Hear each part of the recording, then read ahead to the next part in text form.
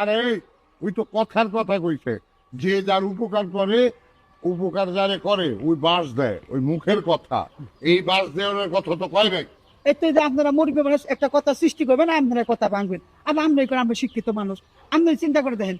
হ্যাঁ মুরব্বী মানুষ, হ্যাঁ বাসার কথা গেছে, না দিলে পারে আমরা পাপ হবো না। এর নিকে এই যে বাসও নিয়ে আইসি, আবার এই যে টেও নিয়েছি। এই হালার ফালা এ সতীর ডাঁট দেখছো তুই এমন ফিডা ফিরুন ছাতি দি কি এ তুই বাস দিবি আমারে। দেন ভাই আমার কাছে এটা।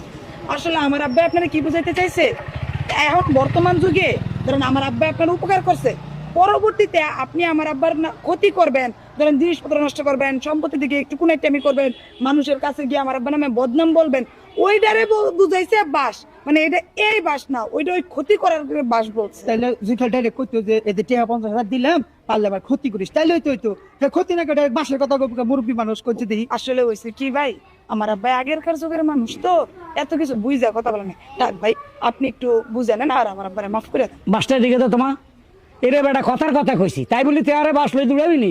হ্যাঁ আরে আগলা কুত্তা বানালাছিস তুই দৌড়াই। আচ্ছা ভাই কিছু মনে করেন না, আপনি যান।